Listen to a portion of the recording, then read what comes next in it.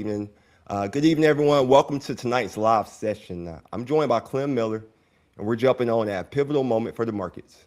Just hours ago, the Federal Reserve concluded its April meeting, and as many expected, they decided to hold interest rates steady at 3.5 to 3.75%. But the whole is only half the story. We're seeing significant tension from the FOMC, the most dissent, 8 to 4, we've seen since the early 90s, and backdrops of almost $120 Brent crude and rising geopolitical intentions. Tonight, Clem and I are going to pull the curtain back just a little bit. It's a different vibe, a little more laid back. We're going to talk a little bit about the Powell Warsh transition, where with Kevin Warsh's nomination advancing in the Senate today, so it looks like he should be cleared for the vote. Inflation versus energy, maybe we'll talk a little bit about that just to see how the PCE forecast can play out. We know energy inflation was a big part of what happened last year, or energy deflation, the deflationary pressures of energy. And then higher for longer. Why these markets hope for aggressive rate cuts in 2026 is hitting the wall. I mean, I just don't think they're going to do it. We'll see. And Clem, there's a lot of noise out there on Main Street right now, but we're here to provide this signal, man. So let's just dig right in. How are you, Clem? What you thinking about? I'm good, Marcus. Everything is great. It's been a relaxing day for me. A nice day today on the markets. So that's good. Makes up for a couple days ago. Um, or was that yesterday? Seems like it was a Yes. couple days ago. No, that The was market, yesterday, wasn't it? yeah, when the market was down, Every day brings some new volatility. you got that right, man. No, but I'm doing well. I'm just watching what's going on. The Middle East situation is interesting. Both sides are playing a cat and mouse game. So that's it's very interesting what's going on. A lot of countries are getting hurt by that. A lot of economies are getting hurt by what's going on with the higher oil prices. Asia is suffering. Europe, to some extent, is suffering. You had this event today, which I think is more significant than what people are attributing to it, and that's the UAE dropping out of OPEC. So I think that was very interesting. I guess some could say it's a long time in coming, but you know, I think it's pretty significant. It shows that this so-called unity that the Gulf states has may not be all that much unity.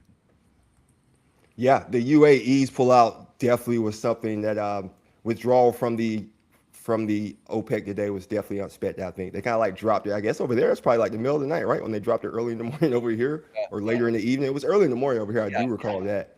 and effective May 1st, so that's pretty quick. That's Friday. Yeah, I mean the thing about that one is that even if you take the Iran war out of the picture, which of course it's impossible to do, but even if that didn't happen, the UAE was quite um, upset, has been for a long time, with Saudi dominance of OPEC. And so what would happen is Saudi Arabia was the swing producer. So basically they could control the price of crude oil. If they pumped a lot, price of oil would come down.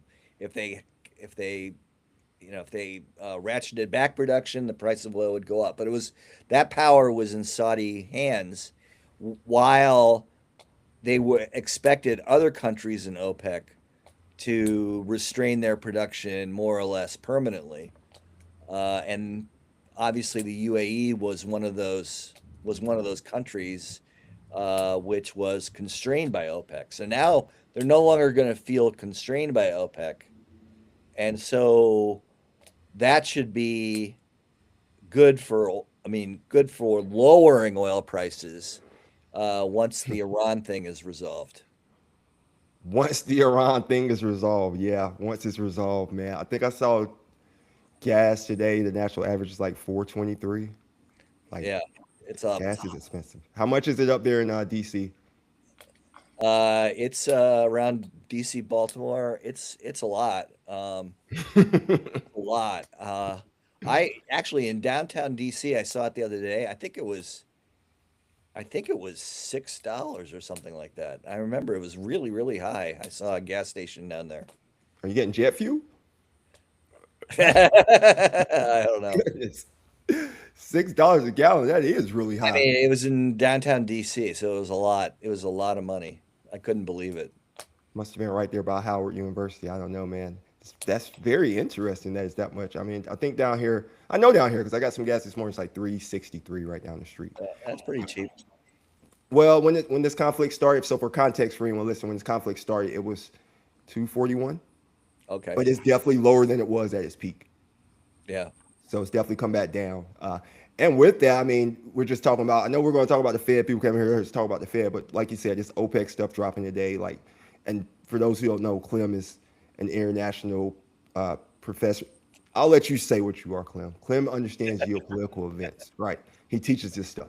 Yeah. But what I was going to say is, so like the UAE, for example, you say now they can expand their oil production, but it's different than if they would have done this some years ago because a lot of other countries have become a lot more oil independent, mainly the USA. Yeah. Well, yeah. I mean, the USA has obviously a lot of oil. Okay, but it's not necessarily in the right places. There's a whole. It's not a situation where oil independence and energy independence are kind of vague terms, right? You may have on net more uh, exports of energy than imports, or you might have, but it's all based on an energy levels, and you're still importing stuff into certain coasts of the United States, and you might be exporting other stuff, or LNG might be offsetting crude oil. So it's kind of a whole fuzzy thing. And besides energy independence of a particular country means absolutely nothing when oil prices are set on a global basis. Expand. Yeah, expand on that. Hmm. Okay, so it's not like you know, it's not like if you had absolute U.S. energy independence, or let's say crude oil independence, we couldn't have an oil price here that's like $10 cheaper than global oil. It just doesn't work that way because you're going to have arbitrage, right? It's like anything else, right? You're going to have arbitrage where it's going to make sense for oil producers to sell where they can get more money, Hmm. right? So, you know, you arbitrage to a global oil price. Interesting. I mean, And you have I'm not. Go ahead. Yeah, I mean, not to get more technical than that, but you do have some frictions regarding various qualities of oil. You have some frictions regarding where the oil is available, exactly available in terms of like, is it available on the West Coast or in the Gulf of Mexico or the West Coast? Uh, and so there can be slight differences that are explained by these frictions, but by and large, there's sort of one crude oil price for the world, right? Right. Um, Well, I mean, you have Brent crude, which yeah, is, you and have then you have Brent, WTI, and right? then there's even more oil than that. There are other types of Well, oil. there's lots of different oil, right? Right. But Brent is a composite. Okay, Okay. people don't realize that there used to be a Brent oil field, right, where you used to be able to get a lot of oil from. It was like a huge oil field, and then it basically got exhausted. And so this concept of Brent crude it's like an index. It's like a composite of a lot of other crudes, Hmm. and so they're all sort of light crudes. And so because they're light crudes, that composite tends to have a higher price than those that are heavier crudes, right? What about the West Texas So West Intermediate? Texas Intermediate is somewhat heavier, not really heavy, but somewhat heavier. Is that price based on a blend of different It is like? based on a blend. It's based on a blend of oil that comes into a particular pipeline system at a place called Cushing, which or near Cushing. I guess it's either West Texas or in Oklahoma. Forget. But the composite price is West Texas Intermediate. So both those basically are composite prices uh, based on different qualities of crude oil. And West Texas Intermediate is generally it's more referred to in the United States than it is overseas. Hmm. Whereas Brent crude is really the benchmark that people talk about, overseas. So, one way to think about that is the West Texas Intermediate is like using the yard and the foot in the U.S. I was going to say standard and Whereas metric system. whereas, whereas Brent is like the meter of the rest of the world, right? Overseas, you come out of the United States, people talk about Brent more than they talk about. But still, Brent, you can't.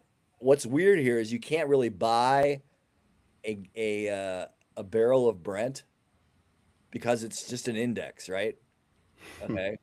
Um, and you can't buy the bottle of Brent, right? You can buy an index that tracks it, which is the Brent index, and you can buy futures and options and so on. But those are like financial instruments. They're not the actual barrel of a barrel of this mix. Yeah, not the tangible portion. You can't touch that oil. You can just buy an index. And Right. for those, I You mean, used to be able to buy Brent. It used to be a real oil, right? you go But buy a barrel from your house. but it exhausts. The field exhausted, but you're right when you said there's more than WTI and Brent. There is. There's Arab Light in Saudi Arabia. There's UAE blends. There's Nigerian blends. There's Venezuelan blends, and all of these are slightly different based on the quality of the oil that comes out. Lighter crudes versus heavier crudes generally. Right, and people use different kind of crude oils and gas depending on the time of season, right? Like summer has a different kind of gas, and winter has a different kind of gas. Like there's so much in this gas that people don't Right. realize. And different refineries have take use different types of crude oil. So just to give you, I'll give you an example with which I'm familiar, is in the Gulf in Texas, you have oil refineries that process heavy crude oil, and where do they get this heavy crude oil from? Mostly, actually, from Venezuela and from even more so the Alberta tar sands, right? And so that they process this heavy oil into basically into lighter oil based oil products. But only these refineries, among refineries in the United States, only these ones in the Gulf can do that. And that's why when you had the all this discussion about Venezuela and knocking out the head of Venezuela, Maduro, Hmm. and basically seizing the oil and whatnot. Um, the oil in Venezuela is valuable for those refineries in Texas. So that's where that comes from. Of course it is. Yeah.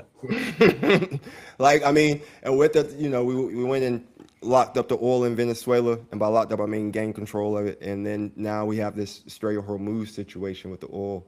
It's a Right. lot of oil, but they like you were talking about pipelines. They integrated that pipeline where they're pumping it from the east to the west of what country are they pumping that across? You know what I'm talking about the other pipeline they have out there. You mean in Saudi Arabia? The I don't one think that it's goes Saudi to Arabia. the Red Sea? Yes, it goes to the Red Sea. Yeah, it Right. goes to the Red Sea. Yeah.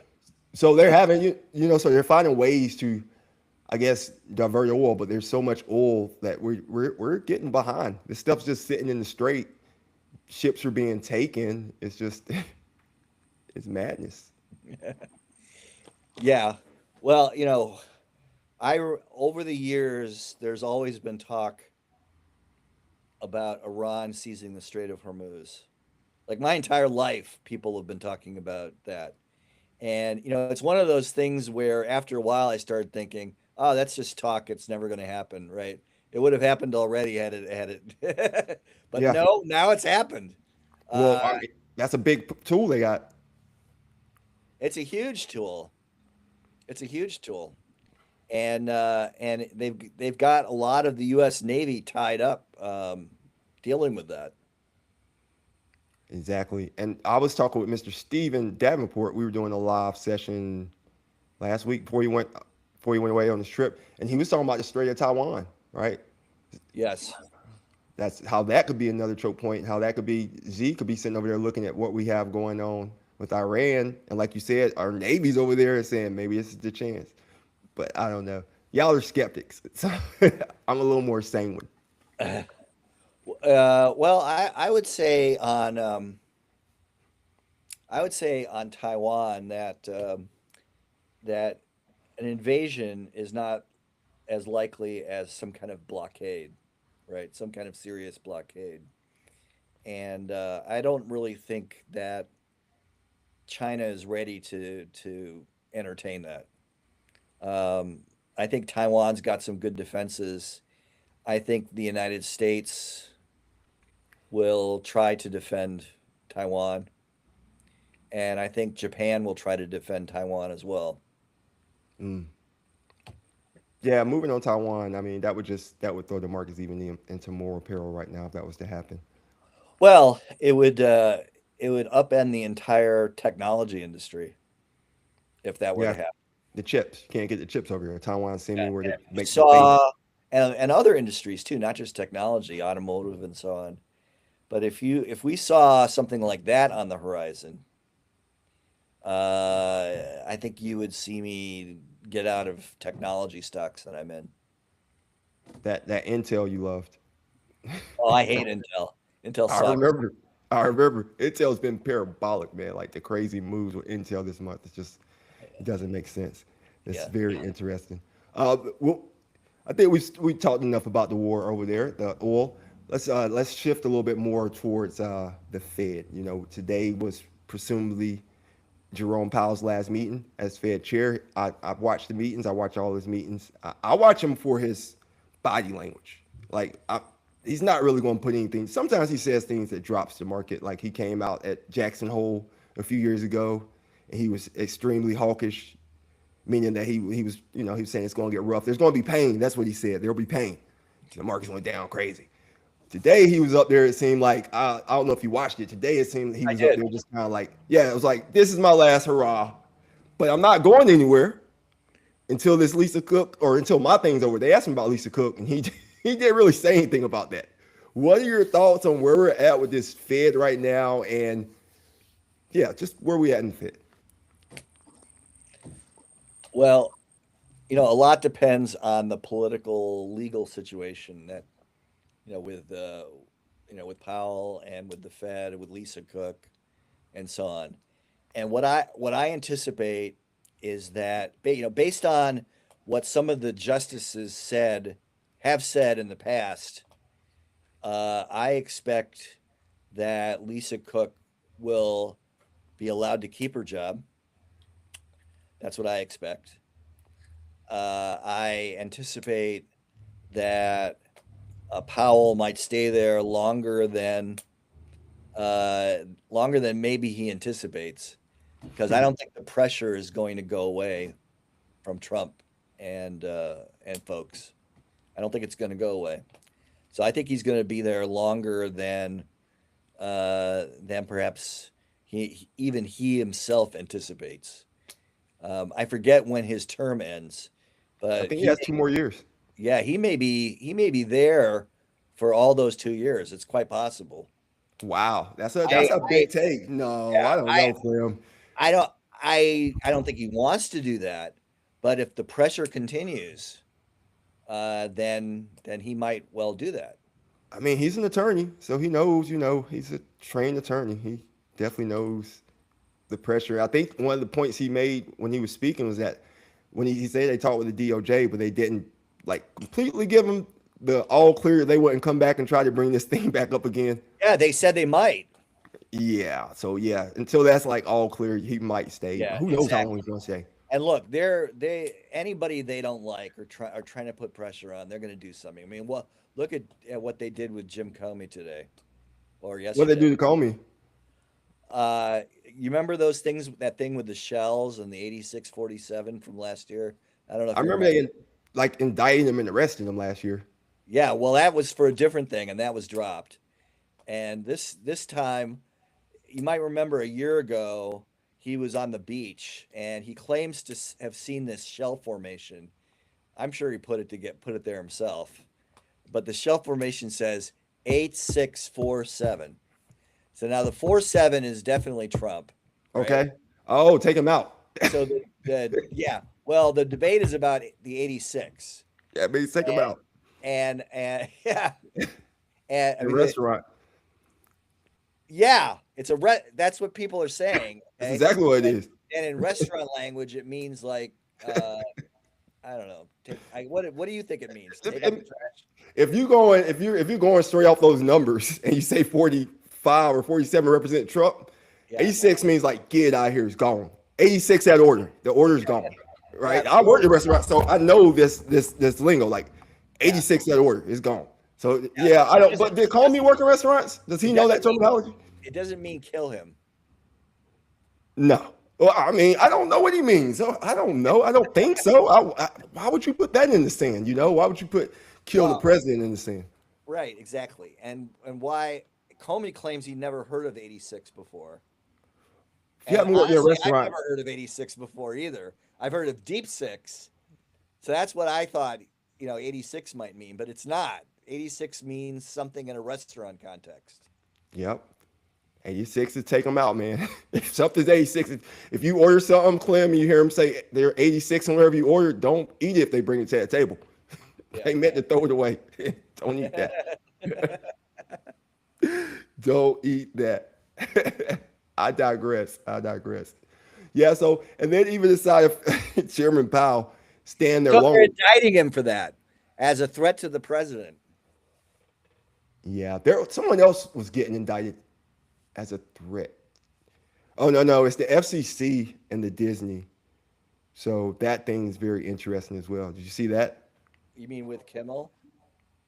With the FCC, now they're going to review Disney and ABC's license. Yeah, Right. I think it came from Kimmel, something he said. Yeah.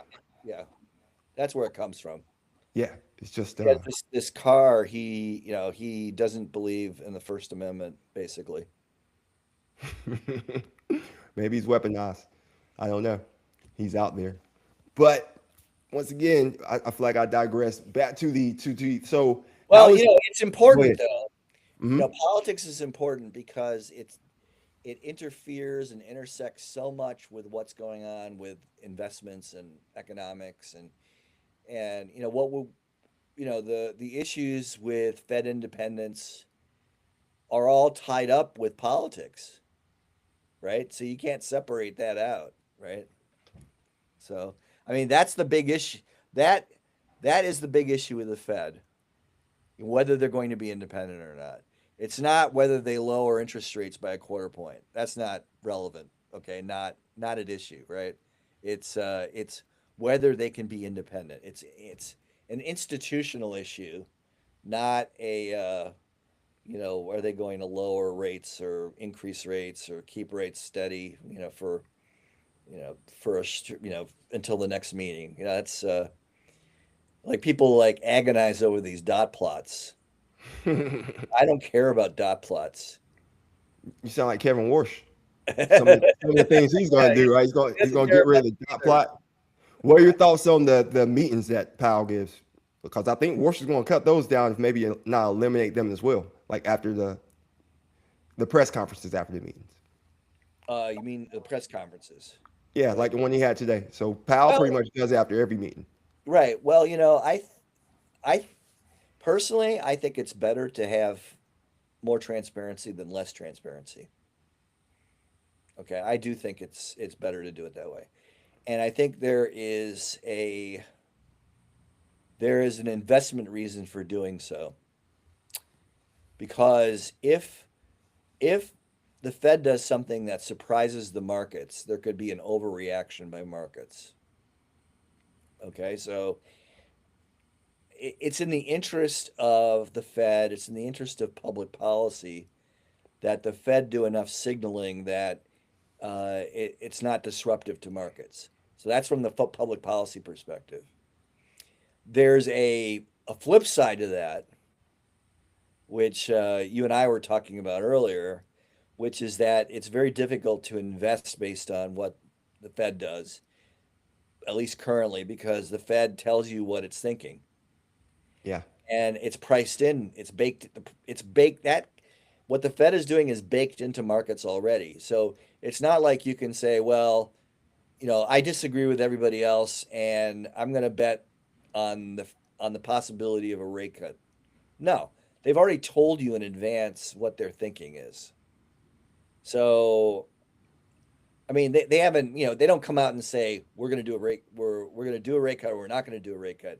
But all this signaling from meeting to meeting to meeting and gradualism and so on, it tells you in advance what it is. So I I I don't think people should invest based on what the Fed does or doesn't do.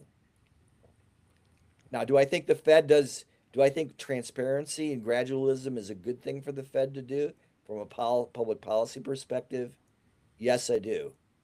But I don't think that one can invest on that basis. Gotcha. Yeah. And I mean, I feel like previous Fed chairs did a lot less, a lot fewer meetings and Fed speak than Powell. And part of it may be that it seems like every governor is always speaking somewhere between, not like collectively, Yeah. they're either out speaking to students, which is now televised, or on some panel, or they're just, writing a white paper, Right. just So coming when out. you've got all these governors doing that, I think it's very important for the chair to do it too. Uh, Otherwise, it could look like you know, it's like the old story about the elephant, right? Where if you look at the elephant, the what is it, the blind man, the elephant, you can touch the Mm, tail. feel it. Yeah, It yeah, feels yeah, yeah. different than if you touch the ear. So Right. if you're hearing from multiple or only from a few of the Fed governors, you might get opinion, totally different perspectives on what's going on at the Fed. And really, the chairman is supposed to, aggregate those and give the consensus view. Yeah. So I think you just said my point for me though. It's like if Fed governors are out here speaking in between the meetings, like, and I get that you, like you said, you touch one part of the elephant, it feels one way, touch the other part, it feels different, and the blind man doesn't know this is all one elephant. So yeah, that's the Fed governor, what 12 districts, all these 19 people in this room having this conversation, and the chairman guides the vote, but he still only has one vote, so the chair can't come in and particularly control it. Yeah. But if I think I heard Powell say it today, he said you need the chair to come out and, like you said, make his statement. But part of the problem is you may have, when you have other people talking, you get a bunch of mixed messages. So you can't have either the governors talking or the Fed talking or the chairman talking. You have to have like a combination of both or just the chair. What are your thoughts on that? Whether No, I think it's good that the others talk. Okay. I just think that if the others talk, then the chair has to talk too. Okay. And the markets should listen more to the chair than to the and economists and so on should listen more to the chair than they do to the individual members. Do you, okay, so we said earlier, or you said earlier, like that the Fed, you can't really invest off what the Fed's doing right now. Just because the moves, they really haven't done anything. They're sat still. They've been paused. Right. They've been on hold. So inside of that, the mindset of the investor, a self-fulfilling prophecy, kind of, right? I was Well, talking it's already, earlier. Go I mean, ahead.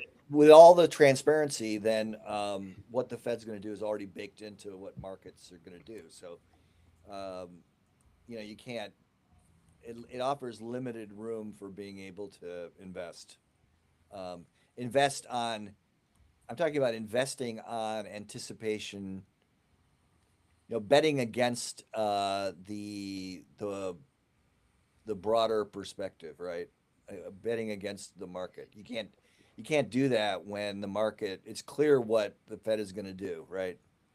This is not. I mean, to use a sort of a more modern example, this is not a poly market, right? Where there's or what is it, Kalshi? Kalshi. Kalshi, where it's not a betting market where there's a binomial or a binary decision, right? Uh, it's all built in, right? So it's like a 90% chance that the Fed is going to do basically what it says it's been going to do, right? And only this sort of 10% chance that it might not. And all that, by the way, all that is because the Fed has become more transparent. It used to be the Fed wasn't transparent or wasn't transparent enough, and therefore there had to be a lot more of the tea leaves reading, right? Right. People, you're talking about back in the days when people were doing channel checks and going to sit in parking lots. You couldn't. Yeah, And vocal, those guys didn't talk, right? They yeah, didn't you speak don't a need lot. tea leaf reading now with that. So, I mean, I think just to even let me broaden this out a little bit more. The Fed basically controls short-term interest rates, like Hmm. very short-term interest rates. That's what they control. They don't control long-term yields. They don't try to control long-term yields. And as a result, and it's long-term yields that actually are the influence on stock markets, on equity markets. CapEx, Yeah, really. it's the long-term yields, Hmm. and the Fed doesn't control that. So, you have to look at markets about what is going on with long-term yields. You can't look at what the Fed does to tell you anything about long-term yields. Okay, you can't, right? Because they don't control it. Um, some central banks have actually tried to control long-term yields, right? And in fact, the Fed, you could say that when the Fed did QE, that was about controlling long-term yields. You can kind of say that, right? But not really. The Bank of Japan has actually done its policy of, its zero policy of long-term yields Hmm. being zero, and they've been doing that. I don't know that they may have abandoned that or partially abandoned that, but for the longest time they were keeping long-term yields at zero. Yeah, how'd that work out for Japan? I mean, they're good now. Their stock market's, a lot of producers over there. Shout out to Japan. A lot of people from Japan actually listen to the podcast. So, Really? yeah. Well, I love Japan, and and I've been there several times, and we're Yeah. going to be going back. So, I think you were in Japan one of the times I sent you a message. So yeah, Japan, South Korea, Vietnam. It's crazy how many people over here watch it. Thanks. Big shout out. uh, love Japan. You should go. Maybe. I think it might be South Korea. I did a TV spot over there live. That was pretty cool. Uh, so we'll see. You never know. You never know. So, okay, we have, and what you said definitely is true as far as with the investing. I mean, I think people, like I said, is it a self-fulfilling prophecy when people see these interest rates going higher? And I say that juxtaposed, I was sitting with David Snyder earlier today recording, and he was saying a lot of contrarian things. Wait till that comes out. It's going to be a good one. One thing he said is you can fight the Fed, that's really contrarian. And then he broke down like why the Fed's losing credibility, right? And one of the reasons he says with Main Street, they consistently say 2% interest rates. And then they consistently targets running. We're actually running I think it's 3.5 after today, 3.5, 3.75. So we're running way above that. And he just pointed out how business owners base their investments off believing what the Fed's going to tell them at this 2%. But then some other business owners are actually raising their prices by like 3%. That's how the inflation's creeping in. What are your thoughts on that? You think the Fed's not the signal it was before? On inflation rates. Just in general. Yeah, on the inflation rates. Like, because I mean, we saw the Fed last year, they, the end of last year, the end of 25, they cut rates 100 points. The 10-year, like you said, they don't control it, went up 100 points. Yeah. Mortgages went up. Yes. So on inflation, you know, I always have to laugh when somebody says, "Oh, the inflation rate is 2.7%." or 3.8% or whatever, right? I mean, why don't you make it to 2 decimal points, right? I mean, precision, it's like false precision. Hmm. Uh, I don't think, I mean, there's the CPI, right? There's the PCE, okay? There's the CPI urban, right? There's the PCE urban, there's the CPI without energy and food, there's the PCE without energy and food. There's this new thing called the trimmed mean. Have you heard of that one? The Mm-mm. trimmed mean CPI or PCE, where basically they have the whole list of goods and they cut off the highest inflation and the lowest inflation ones. It's almost like a median, right? Hmm. Across product categories. Except they take off the tails, right? The upper tail and the lower tail. Do you know what that number is? That's weird. Yeah, well, look at it. I think it's called they call it the trimmed mean, right? Yeah, no, I've said, do you know what that number is? Like I what don't know that's what it is running? right now. Okay, yeah, I was wondering like what the difference in between that and like core and headline inflation, like you're talking about stuff pulled out. 'Cause Yeah, that's I mean, my point is this: there are so many different iterations of inflation that it makes the whole concept kind of um, suspect, right? I mean, yeah, okay. So there is inflation, obviously, right? Inflation is higher than it should be. I think we can say that. Uh, uh, Prices are because of cumulative inflation year after year after year are much higher than they were uh, in 2020, right? Because of COVID, hmm post-COVID expansion or recovery sent prices up through the roof, right? And they're still relief going. checks. We hmm haven't had a we haven't had a recession, a contraction, a big economic contraction that would have brought prices down. Haven't had it yet.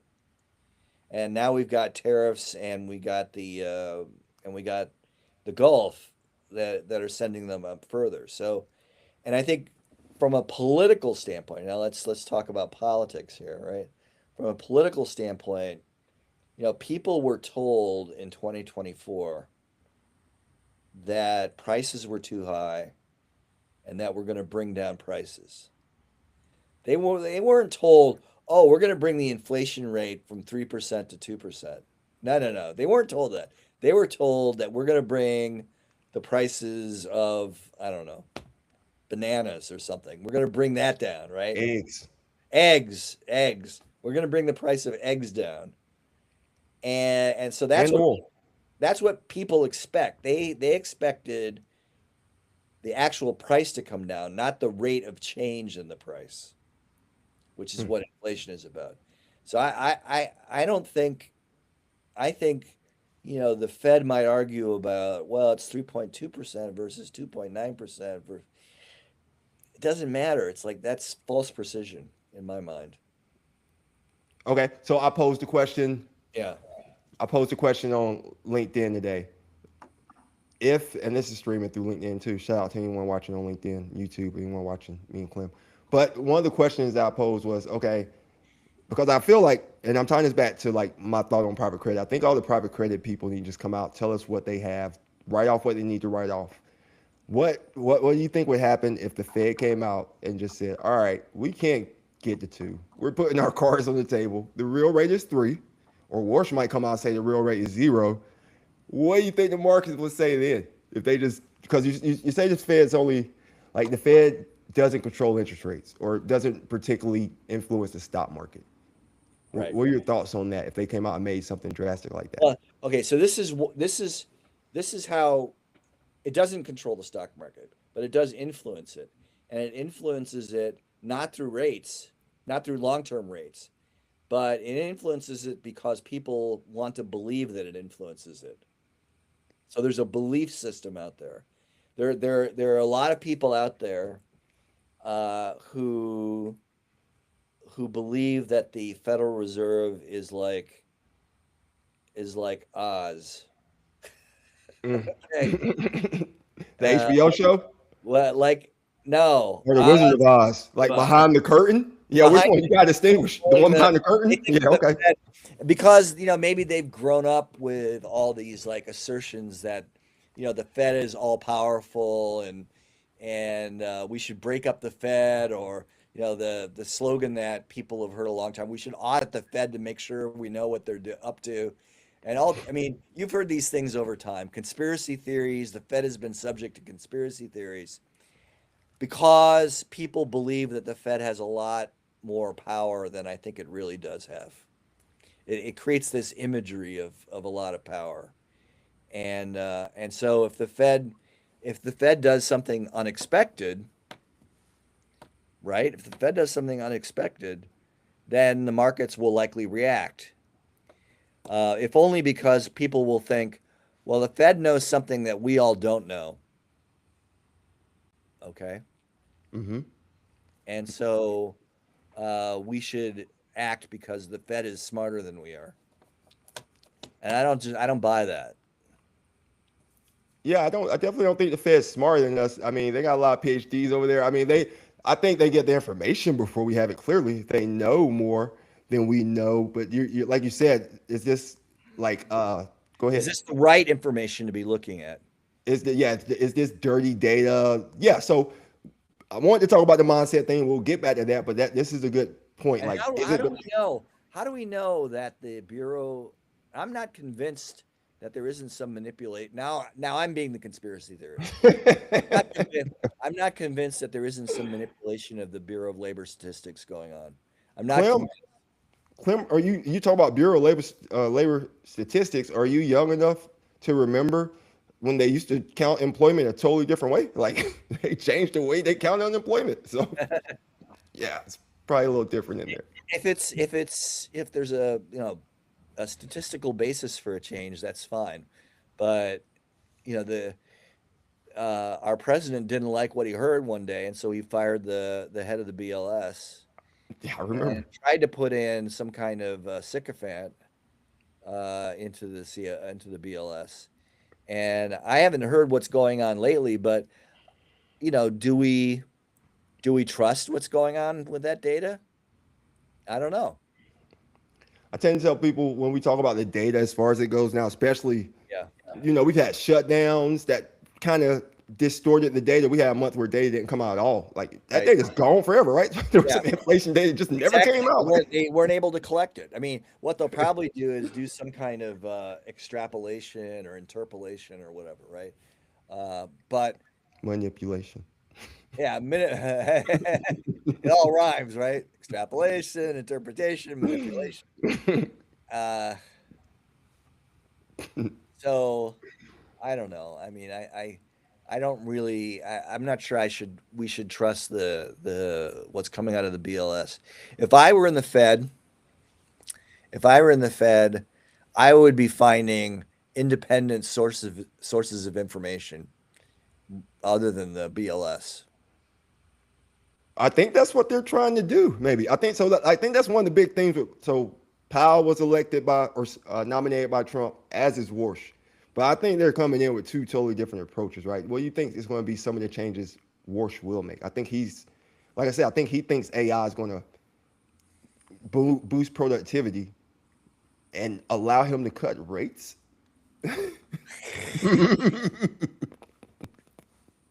What are your thoughts, Clem? Powell's I Warsh. I think Warsh's Fed. I think he may be right about that. I think we're seeing a lot of layoffs in technology, and I think that a good chunk of it has to do with AI. And you're going to need to lower rates in order to stimulate the economy and in order for these folks to be hired. The only thing is that stimulation requires lower long-term yields because I don't think these short rates are going to do much. So do you think the economy is slowing down? Are you basing it on these Well, GDP estimates? the economy is not slowing down now. The economy is doing quite, if you believe The the data. stats, Hmm. the economy is doing fine, and that was reflected in today's statement that the economy is doing fine, except for inflation.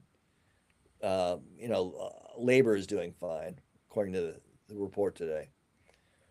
But I think what Warsh is talking about is about the future more than about the current status. And we're in an upswing for AI that is going to affect a lot of jobs.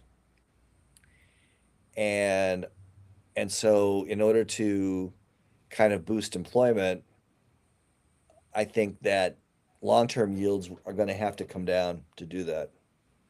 Got you. And the reason, so for people listening who may not quite fully grasp why you keep saying long-term yields, because that's what these companies, these big companies are investing. They're basing on long-term capital expenditures and Right, which to a yield. the Fed doesn't control. Right. I mean, they could influence it by, QE, right? They could lower it. They could lower long-term yields by buying a lot of bonds, long-term bonds, like they did with QE. But they're not doing QE anymore. If anything, they're doing QT, right? Quantitative tightening. Right. And so, that tool that helps to lower long-term bond yields is just not there. That's why I think the Fed is less relevant, because it focuses only on the short term, not on the long term. Got you. What about, so if, I think one way that the Fed can influence a little bit more is if they start getting too offsides, these bond vigilantes come in. What about that thought? Because that's what really moves the stock market, whether people realize it or not, like the bond market.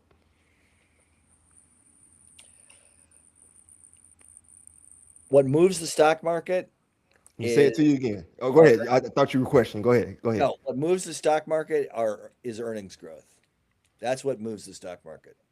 Well, we've had great earnings for the last how many years? And it's helped the stock market.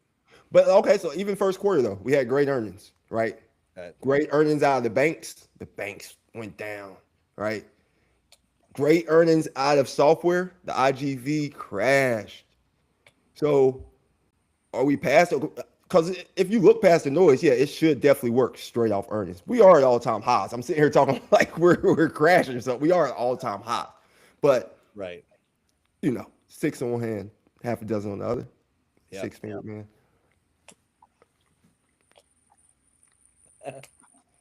Yeah, I don't know. I think, like you said, I think it's something inside investor sentiment, inside investors' mindset.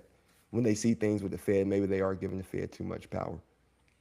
I definitely think so. It's you got a lot of people who talk about it, and so if they did something unexpected, I think it would move markets. Right.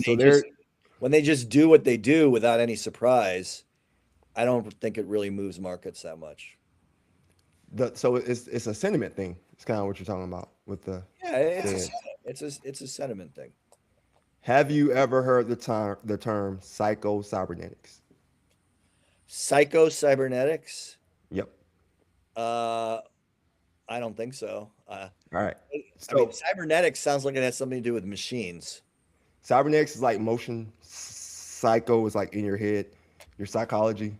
I read this book in college. So it's like cybernetics. It's from like now you're worrying me. No. It's from this book is from the 60s. It was one of my courses. Really? I took a course and this was the textbook the professor gave us to read. Okay. It's actually interesting. It talks about the power of like visualization, how you see things and it happens, manifestation, those type of things. So we're talking about the Fed and sentiment. I think people invest off of psycho-cybernetics more than they even realize into like self-fulfilling prophecies. Tying that to, so they'll say, still with the Fed, if you see the Fed come out and make a statement that would make the markets move, they're going with that same sentiment. They're going to see whatever's happening. They're going to mentally think that we should move and go down because the markets are moving and going down. Or as opposed, logically, they should just stay still or buy more. I don't quite understand. Psycho-cybernetics. So what I'm saying is it's like a self-fulfilling prophecy with your sentiment as far as like with your investments, the way they are tied together, right? I was saying that. So if a person loses money and they have a bad self view of themselves, they're going to go sell stuff, right? So if you see the Fed out here speaking, you gotta stay with me here. You see the Fed out here speaking, they're going down, they're saying like these markets gonna move one way or they're gonna move another. Psychologically, people are gonna move. It's the sentiment we saw with the Michigan report, where sentiment was bad, but then the actual movement was good until it wasn't. So basically, it's just saying like in your investing, I guess this is more for people listening, investors. Stay positive in investment, but be smart, right? Don't let the Fed or don't let what you hear make you go out Right. and do something crazy. Exactly. And the last, a good surefire way to lose money is to invest on what happened today and yesterday, right? Mm. Don't let, that's a surefire way of losing money. Like if something happened yesterday or the day before and markets moved in a particular direction, don't think that that's going to last. And don't think that people haven't already invested on that. And, Right. you may be the last to participate in that rally or whatnot. So Exactly. that's the last thing you want to do is do that. No, you want to have a strategy that that you can pursue over I mean over a longer period of time, right? Now, I'm not necessarily one to say, well, you should have a strategy that should last years long. I don't believe that, right? But I do have a basic core strategy, and then I can kind of layer on macro things as things happen. But I don't invest, day trading or invest on 2 days or whatnot. I do Yeah. have a lot more cash than normal now because of the higher risk. Yeah, I was just going to ask you. First of all, I was going to say you don't have zero triple leverage, 0 day options, and then I was going to ask you. I know, I know you and Mr. Steven on your Skeptics Guide podcast. Y'all went through your portfolios a couple episodes ago. How are you positioned right now? So I have about 50% cash, uh, 5-0. 50% cash. Okay. Ooh. But the stocks I have in the other 50% Mhm. are doing so well that I have been, I think, probably on 3 out of 4 days beating the S&P 500. Combined total return. Any private credit? No, kidding. Any Bitcoin for I those? believe in liquidity, right? Bitcoin, I'm not stupid. Okay. For anyone who has not heard Clem's take on Bitcoin, you need to go back and listen to the podcast. You might not ever buy Bitcoin again if you listen to Clem talk about Bitcoin. He Yeah, I can't don't think want to of get Bitcoin. forked. You know, I don't want to get, I don't want to get forked. He did talk about forking. Apparently, that's where the it just duplicates his own token. That's a crazy, crazy thing to think about, and Yeah, really not many scary. people know about that. So, I had never heard of it before you said it. I had never heard of it before you said it. I'm checking our notes. I want to make sure we're covering everything we want to talk about, Clem. While I do that, feel free to expand expand on something. well, um, like I said, I think people put too much emphasis on the Fed. So that's one thing. I don't think people are, I don't think people quite grasp how important the Gulf situation is. I think it's very important. And right now, uh, I don't think we're anywhere near a solution to that situation. So Question. I think we're going to see continued high oil prices, high gasoline prices, high jet fuel prices for months to come. Question. Yeah. Yeah, because that stuff doesn't move quick. Like the prices go up fast, but they go up like a rocket ship and come down very slowly. So what's going to end first? Jerome Powell's term or the war in Iran? Jerome Powell is 2 years off. The war in Jerome Powell's Iran, term or this war? What's going to end uh, first? the war is going to end before that for sure. Right. I think the chance of there being a ground conflict is very small. right? The chance of the U.S. sending troops in is very small. Um, I mean, I suppose there's a possibility we could send troops to Carg Island. How are we going to get the uranium, the Uh, enriched uranium? They're not going to just bring that to us. I think it's going to be. I think what they would have to do to get the enriched uranium is just plain crazy. Okay, they'd have to build. They'd have to build an airfield uh, up near where the because they have to dig it out of where it's buried. Where they dropped the bomb Yeah, last year. yeah. Presumably, unless they manage to get it out or get out some portion of it. And we had done that over underground. Which leads me to a.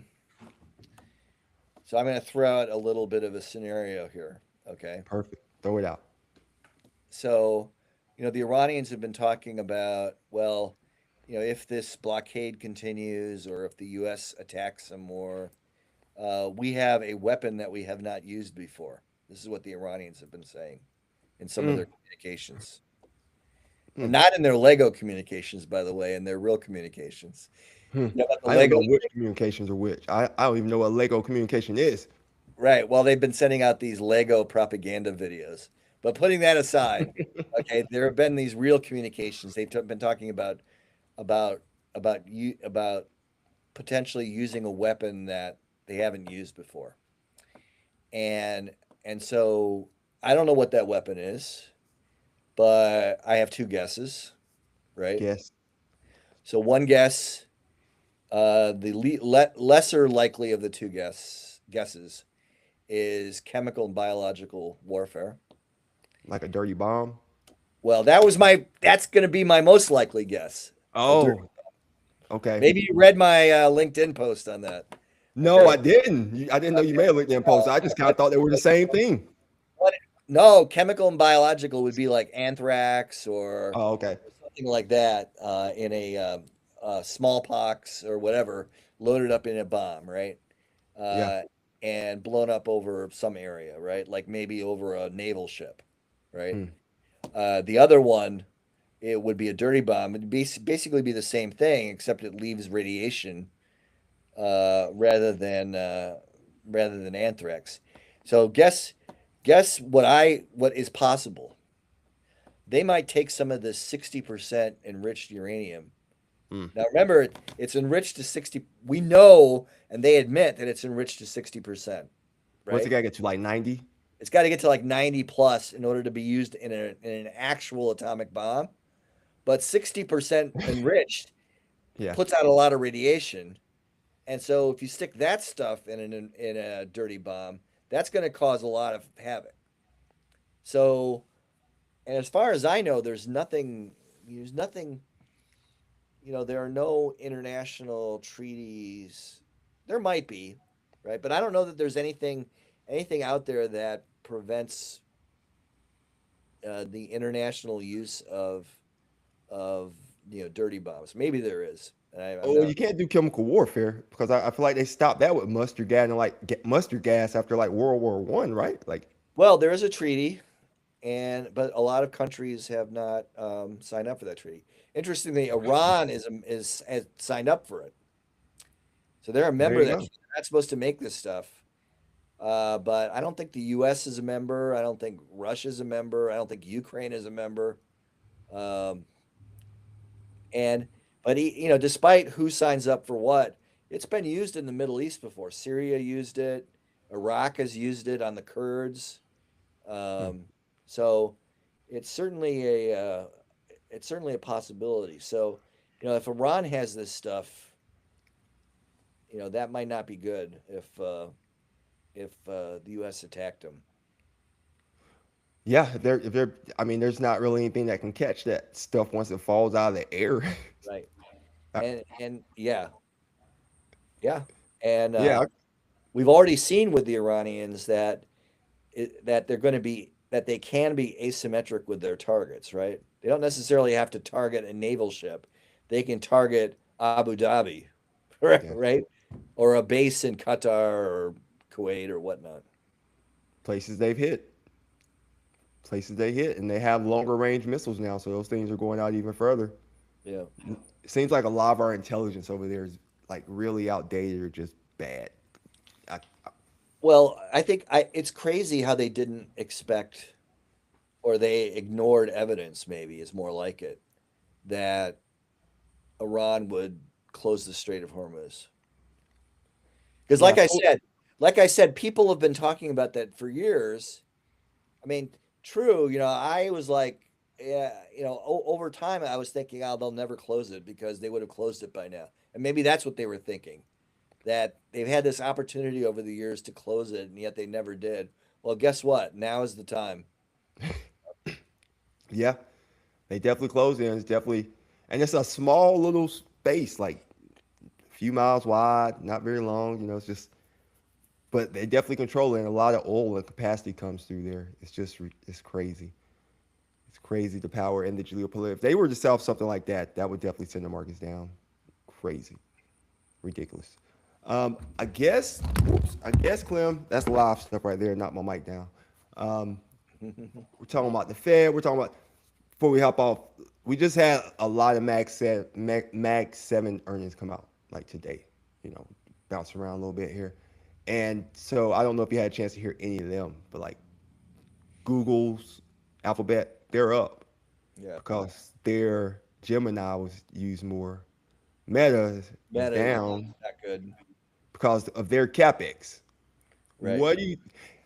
And I heard, like I said, and I hate to go back to David Snyder, but that was the conversation I just had today, and he thinks AI is about to bust as a bubble, and he was basing off of capex, GDP, like the gap between GDP and earnings.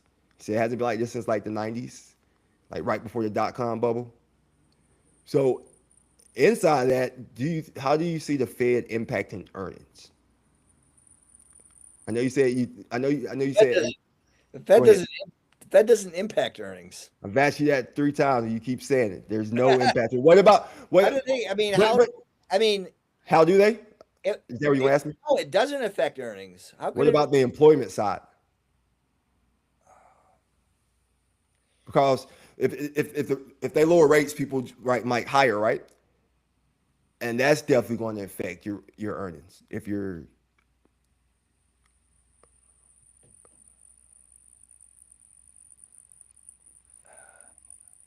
Yields would have to come down. Okay, for yields would have to come down for companies to invest and therefore bring on more people. It's that simple. It has to be long-term yields or medium-term yields. I'll even throw that in there, right? It can't be short-term rates alone, right? Short-term rates alone are not going to do it. but okay, all right. So not the rates, but like you said, what about the quantitative tightening, quantitative easing, Well, if raising you have the that, reserve levels? if you have that, then that's a different story, and you could have more investment. Right. What what do you think Warsh is going to do with that? Compared to Powell. With QE and QT. Just with I don't think he's going to do yeah, anything with QE and QT. I think the only time he would come back to QE is if we have a crash, recession, COVID, some crisis. okay. Well, he's coming into a political situation right now, a crisis as he comes in. As they're always tested. I think Powell came in during COVID, right? I don't think. I think that lowering rates right now would be good for sentiment in the stock market temporarily, but I don't know that it'll actually do much on the employment front. I mean, think about it. AI, if AI is really moving the needle on employment a lot, how can what the Fed do? Does how can what the Fed does actually have a greater impact than what we're seeing with AI? It can't, right? AI is a long-term technological trend, and it's far more important than what the Fed does by lowering, interest rates by a quarter point. I mean, it's just short-term rates by a quarter point. Well, I mean, yeah, but what if AI, like we were talking earlier, what if it increases productivity and then we make the wrong move with our rate direction? Okay, so I'm not looking at it from the perspective of the Fed. I'm looking at it from the perspective of investors. Okay. Okay. So I don't, I'm not putting myself in the shoes of Kevin Warsh and saying, well, AI is going to make me lower rates. I don't, you know, I'm not interested in what Warsh is thinking, right? I'm interested in what's going to happen in markets, which are driven by AI, right? I'm interested in AI driving markets. I'm not interested in how AI drives the Fed because I don't think the Fed lowering rates by a quarter basis point is all that relevant. You know, But if they raise them by a quarter basis point, that'd be pretty relevant, right? Not like sen- not economically per se. sentiment, just Yeah, sentiment. yeah, sentiment. It's just sentiment. Yeah. Again, So I you're don't believe I don't believe that Kevin Warsh is the Wizard of Oz. I just don't believe he is, or, okay. or Powell. I mean, he's been there before, so he has somewhat of a track record. He was very contrarian when what was that 08 Yeah. when he was on the board. So I mean, we'll see. Do you think Well, he? I mean, it's useful to have. I mean, the Federal Reserve is a useful organization. You have to have it, and it has to be independent. No question about it, right? So my points are really more like about how much attention you should pay to it if you're an investor. What And about?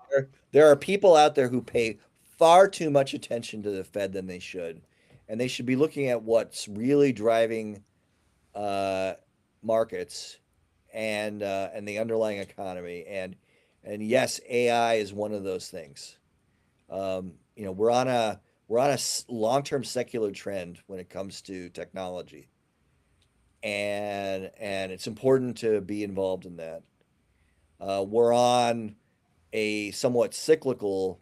It's not even a trend. We're on a cycle having to do with oil prices, and that's related to what's going on in the Gulf. And so you have to be mindful of that too. But short-term interest rates not as important as those things. Just not. Got you. And people probably think that I just completely disagree with you. I'm not. I'm just bringing you the other side. What about international investors? Right, because there was a big thing with the Japan. You were talking about Japan's rate being zero, and there was a lot of alpha in between that Japan's rate and America's rate. People were trading stuff in dollars and yens. And what about that situation? You think that has any influence on earnings, right? Like the overseas companies' earnings, What has influence on it? The Fed? the American federal interest rate. Yeah, the Fed.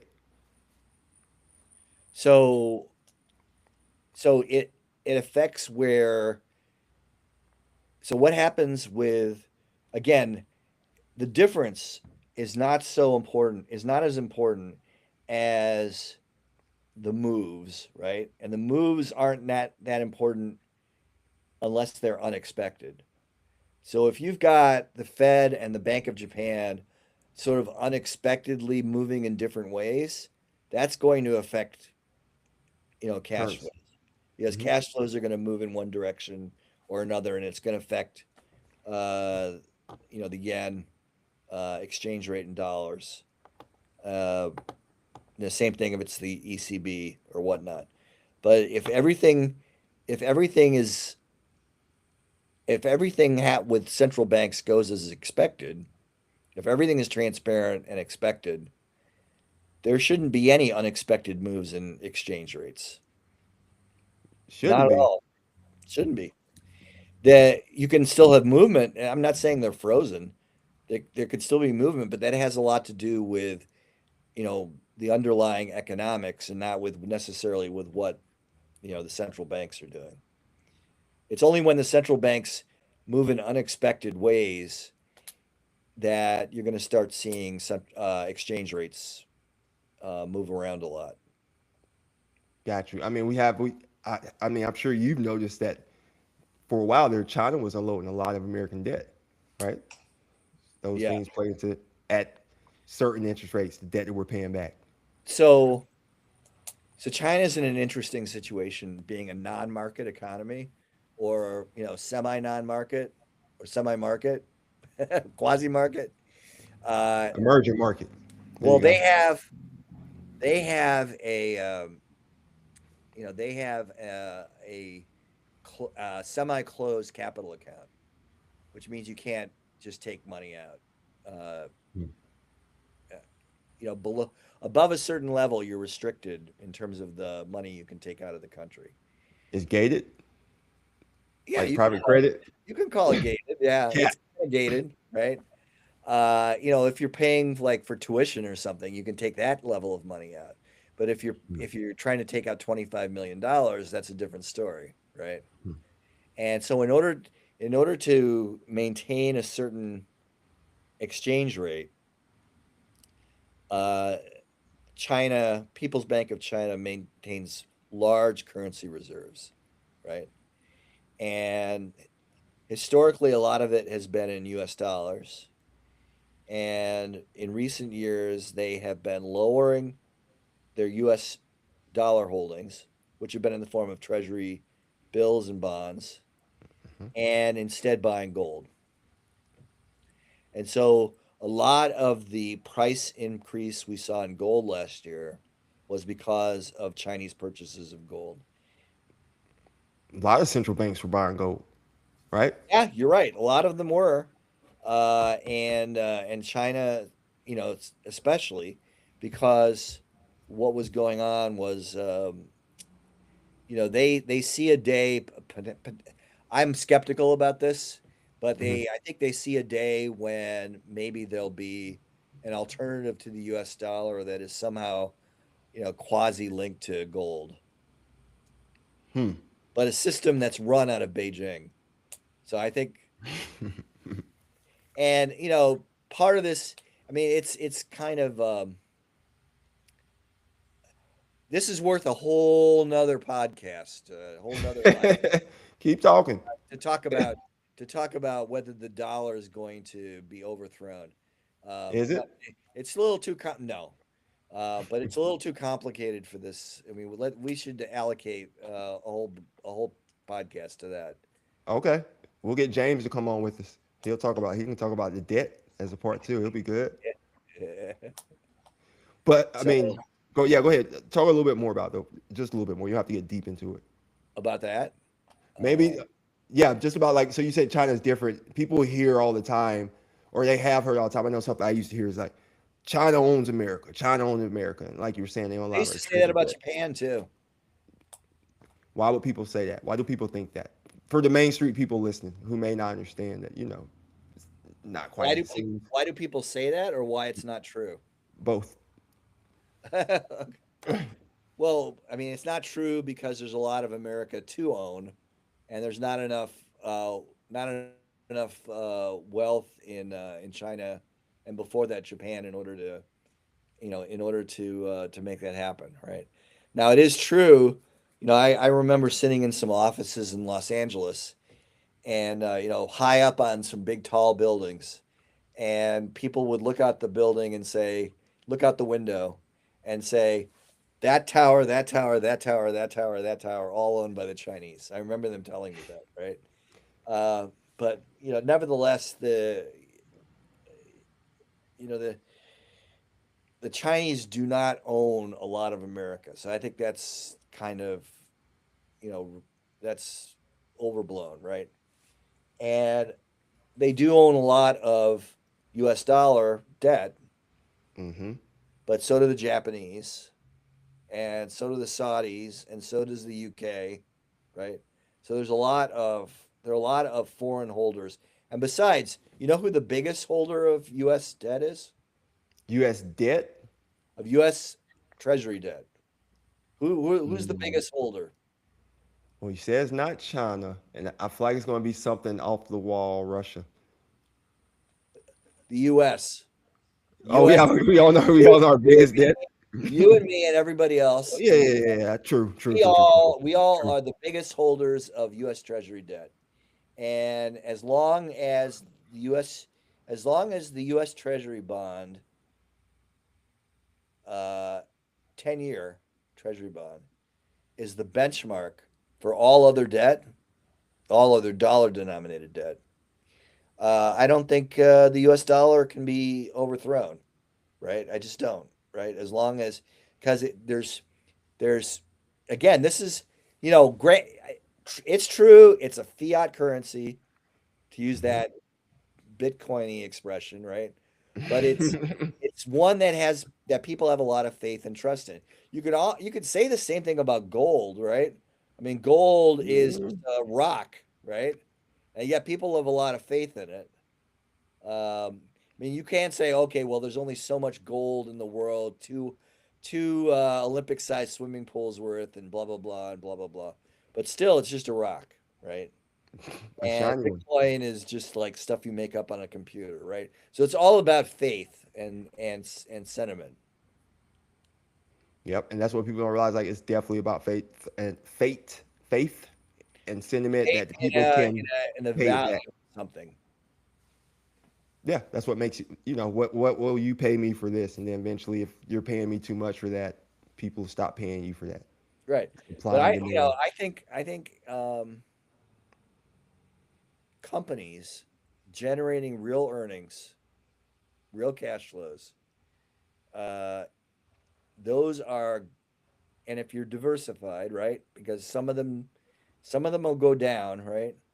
Uh, I think is the best way to do it. It's the best way to grow your money is to invest in equities, invest in the stock market.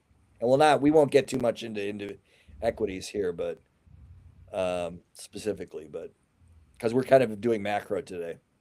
Yeah, we're keeping a high level macro. We're not getting down, but yeah, uh, definitely the best way to. Well, in my opinion, like you said, be diversified, have a long term outlook, and your stuff should go up and to the right. Yeah. And his diversification, as he mentioned, like I don't know if Clem explained it or elaborate a little bit more on it, but that's including international, and something that's not particularly correlated with stocks. You want that inside your portfolio. I like having that inside my diversification. And then there's certain stocks that you also own, like you can't just own a bunch of tech. That's not diversified. Like so. Well, okay.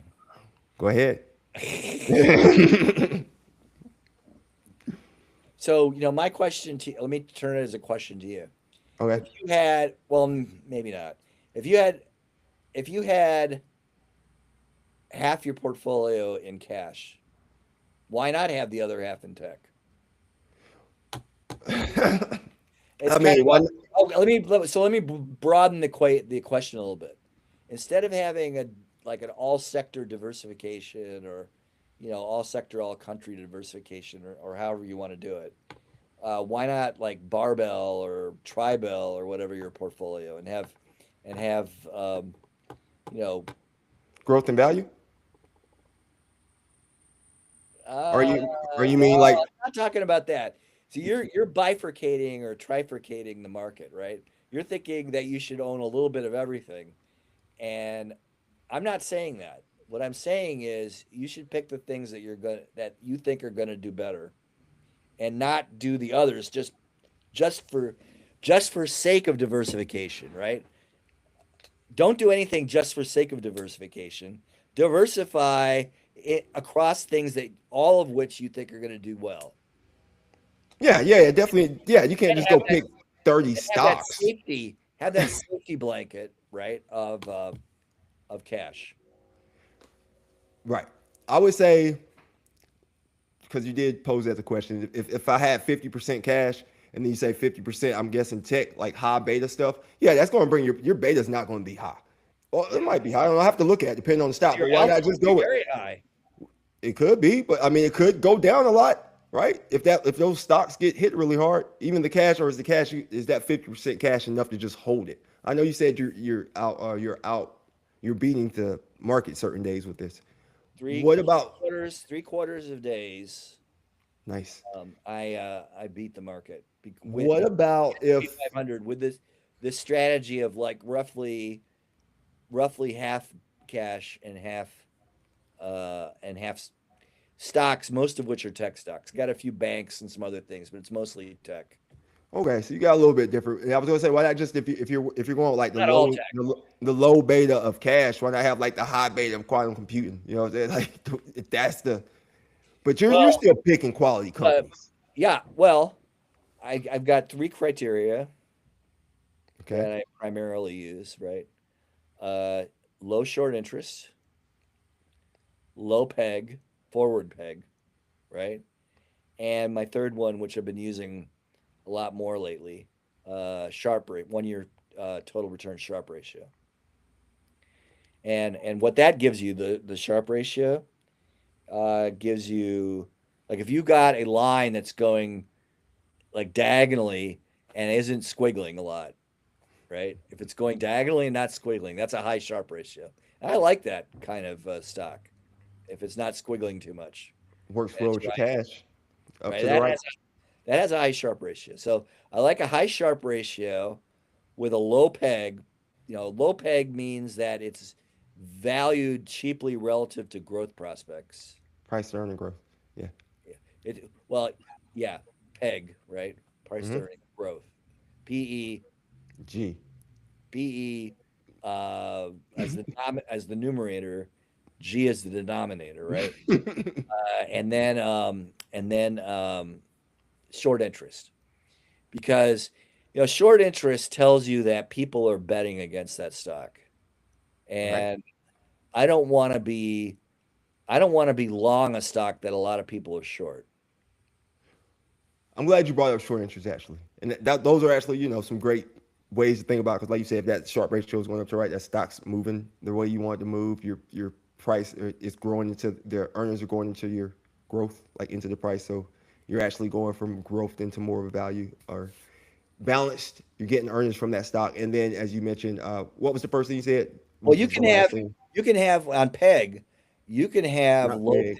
pegs Mm-hmm. for traditional growth stocks. You can have low peg for traditional value stocks, for defensive, for cyclical. You can have low pegs. I mean, the peg ratio is designed for all industries Yeah. essentially.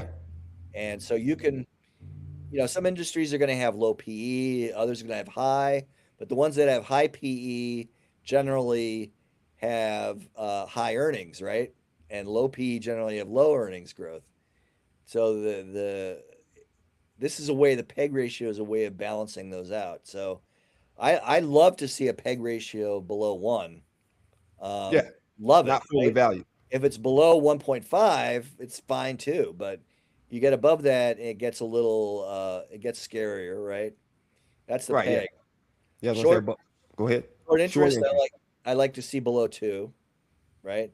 And preferably below 1.5 even, right? Um, and sharp ratio, I really love to see above two, uh, and uh, and really, well, yeah, I'd like to see above 1.7 or 1.8. Two is good, and I've seen even better too recently. So, like two and a half, three. Um, but if you think about it, like let's say you're trying to create a ratio of ratios, so to A speak. ratio of ratios. Yeah, All right. and I mean, take sharp and divide it by peg, and that's a pretty good ratio if you think about it. So you got something that's been rapidly rising, and yet it's still cheap relative to growth prospects. Yeah. If you Relative to the if you market. take sharp as the numerator and peg as the denominator, You don't have people going out here and typing this stuff into their AI and right? And destroying so their portfolios. if you have that, if you have sharp over peg, then what you really want to see is really want to see a number that's above one, I got that Main because Street. a two sharp can offset a two peg. They just balance out It can balance out. You see what I'm in saying? returns. So Hmm. if it's above one, you could have like a three balance off a two, and then you have a ratio of the two, which is 1.5. Right. I like to have it above one, And if it at combined. that ratio, if it's below one, then not. So oftentimes I'll look at that together, and those two things together. Nice. And what made you decide to add the Sharpe ratio back into your criteria? You said you've been looking at more. Well, one of the things when I was just using PEG and short interest, and occasionally I look at beta too, but beta is really an overall portfolio thing. Right? Beta is an overall portfolio thing.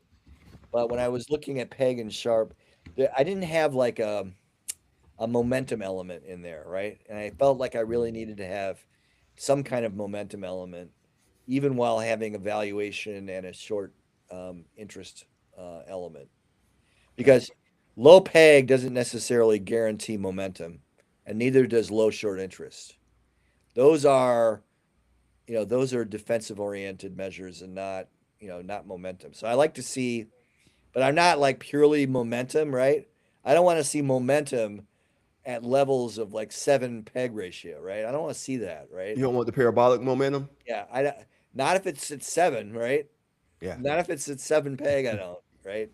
Um, Not for investing. If you were trading, right. So like how Palantir was doing like super well for a long time. 23 and 24. But its PEG got like way out of whack. Mm-hmm. And so even though the Sharpe ratio was really good, its PEG was it had a PEG of like 5 or 6, which is insane. Yeah, that stock definitely came back down. We've seen a lot of that. We've seen a re-rating of this whole market. That's a great explanation, by the way, for everyone. And then with the short interest for the people who don't understand, like people who are betting against this stock to go down, if it actually goes up, you see them covering those shorts. So Right. Then buying the back those stock can go positions. up when they cover. Right. But Right. I don't I'm not in that game. Okay. That's a game people play, and I'm not in that game, right? I like to I want to avoid stocks that have high short ratios. Right. Right. No, I was just explaining to people Because for someone that I'm might. a long investor. I think life is too short to try to play games with shorts with That's short selling. that's quite the limerick that you just put out there for us. Life is too short for short sale. It's like I didn't have time to write you a short story, so I wrote you a long one. Like Yeah. Samuel Clem. That's the story of me. Wow, Clem. We've been on here for a while, so I think maybe Main Street will let you take a break from us. Is there anything else you want to leave with Main Nope. Street tonight? No, I'm Anyone else? fine. It's getting late. Yeah, we appreciate you all hopping on with us. What are y'all all doing with this podcast? Where can they find you, Clem? If anyone needs to find you or they want to hear, what have y'all been talking about lately over there? Well, with Steve Davenport, we do Skeptic's Guide to Investing. We do that. We do a couple of those episodes every 2 weeks. So I would encourage you to look at that. If you're on LinkedIn, I'm there, Clement Miller. You can find me there as well. And I welcome anybody who wants to link to me, right? Become one of my connections and follow me. I sometimes do short little posts there about whether they're you know about investing or about geopolitics or even about regular politics, right? U.S. politics. I will, and there's as we've talked about, there's a interrelationships among all three, and I often write about the intersection of those three. Yep. And when he's not, teaching people over at Georgetown, I think you said the semester is over with over there right now. Um, Traveling. Traveling. That's great stuff, Clem. Not So traveling.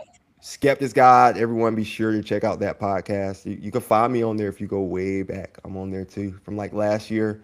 The Main Street Meets Wall Street podcast. Clem's been on there. There's a couple episodes on there where he talks about Bitcoin. Like I said, people never want to invest in Bitcoin again after they listen to Clem talk about it.